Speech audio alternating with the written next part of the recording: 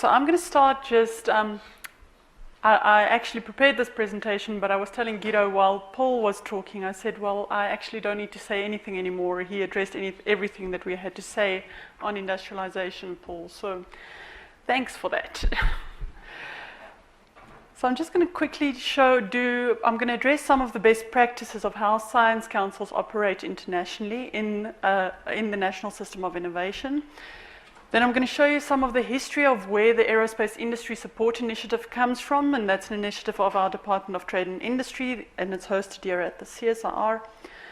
I'm going to show you an example of why CSIR is used as a vehicle for aerospace industry development and strategy development, and then I'm going to go into the localization and industrialization of aerospace technologies and show you some success stories that we have undertaken with government funding here at the CSIR.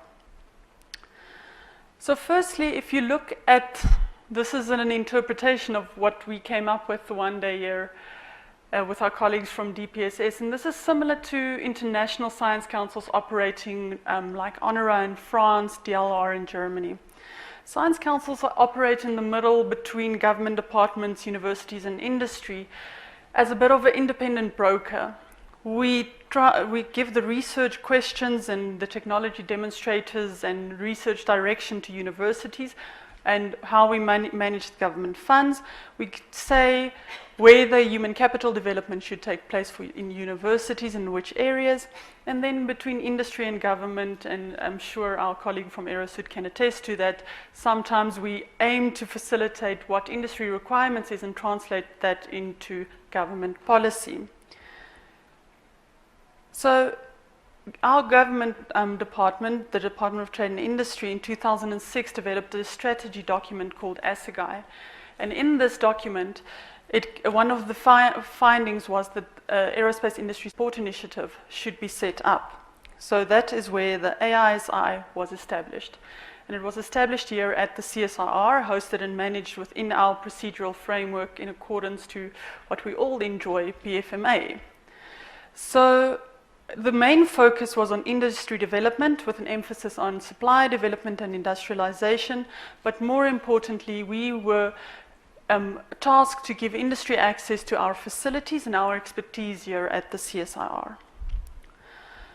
We operated under this auspices until 2010 when the DST and the DTI jointly commissioned the development of the Sector Development Plan.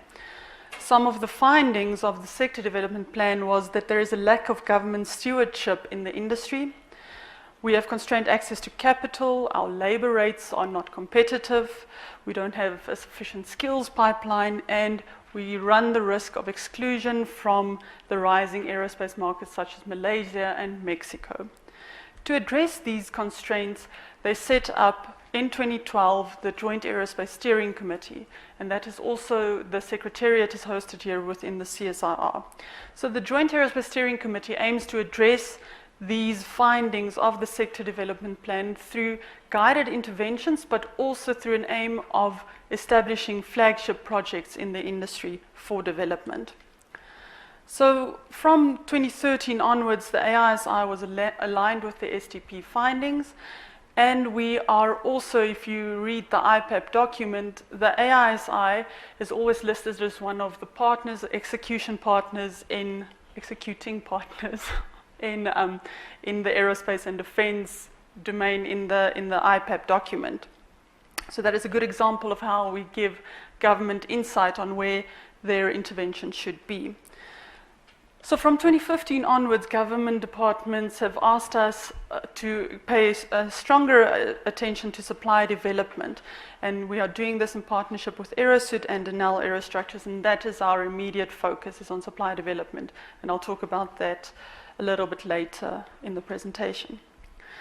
So the focus areas under which we do our programs is industry development and technology support, where we do small seed funding support for industry, where they can advance their technologies to ultimately go into product differentiation with industry. There's a big supply development incentive program that we are running, which enables SMMEs to participate in an industry which they, under normal circumstances, would not have been able to participate in.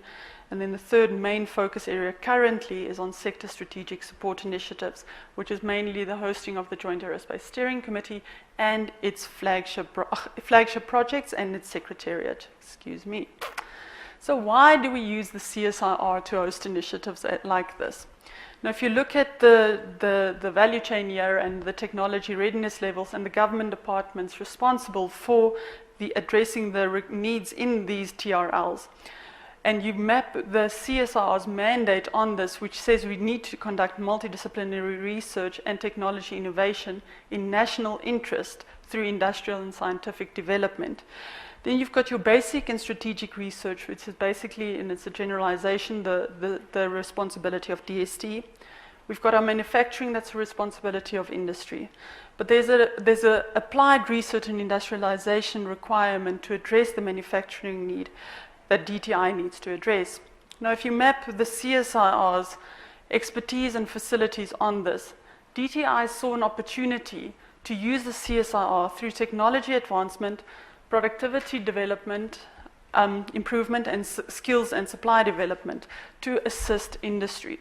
So the importance of this slide clearly states that this national asset that is here at the CSIR is available to the aerospace industry to enhance ultimately their competitiveness and their product differentiation in reaching the competitiveness improvement.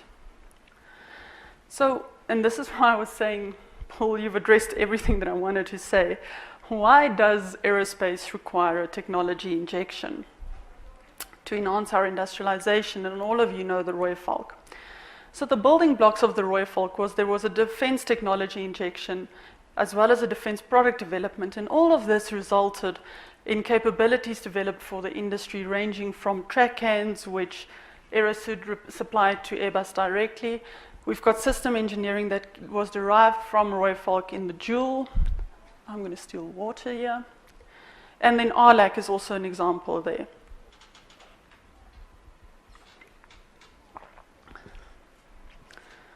So if we use the sector development plan technology matrix, we can have an illustration of exactly the capabilities that was a direct derivative of the Roy Falk product development in the various industries. So how do we do it currently? My one video is not working, but you get the idea that currently the A380 takeoff weight, half of its takeoff weight is fuel, and that all sits in the wing. So if the CSIR has developed a sloshing code where we can simulate what sloshing, what the liquid will do against solid structures. So if we know what the load against the structure will be, we can optimize the design. So the CSIR took this technology that was developed by DST funding, and we're partnering with a local industry expert, Denal Aerostructures. I was telling Johan Leroux this morning, I'm getting unfit. I really am getting unfit. And we're using the external fuel tank of the Roy Falk because Denal Aerostructures has the design authority over it to validate this technology. This means that Denal Aerostructures can accurately design the fuel tank, and this results in cheaper manufacturing, giving Denal Aerostructures a competitive advantage ultimately. So apart from just the technology transfer that we're doing through programs such with Denal Aerostructures, we've had 3 major SMME successes, where through our technology advancement program, we have actually enabled the creation of SMMEs. The first is that there was in the 1980s, I was actually born in the 1980s, but I heard that there was a strong propulsion capability in gas turbines. So the University of Stellenbosch has taken some of its students and the technology is transferred to these students, and they've set up a small company called Cape Aerospace Technologies.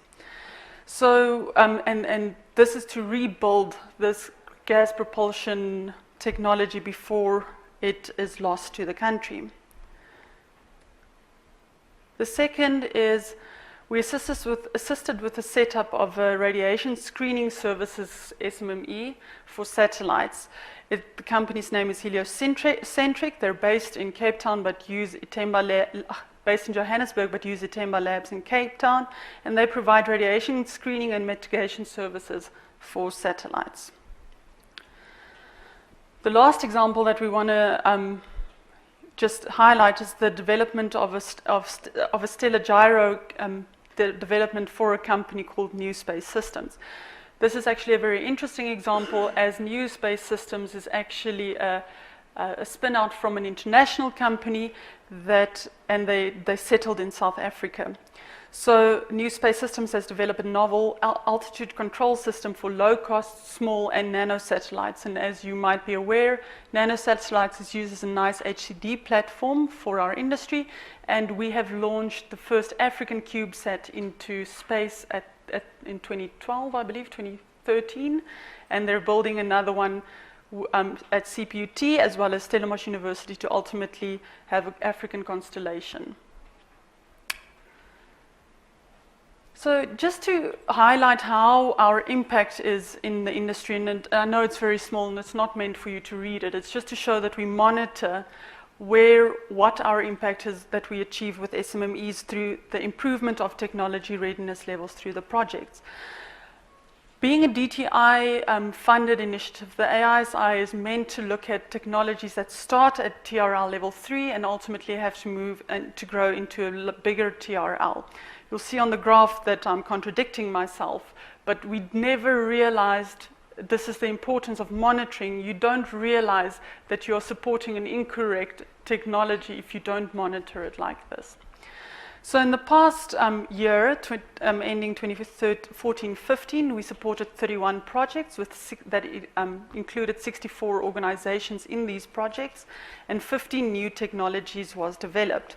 This graph just illustrates the 8 projects that were concluded in the financial year and their growth in TRLs.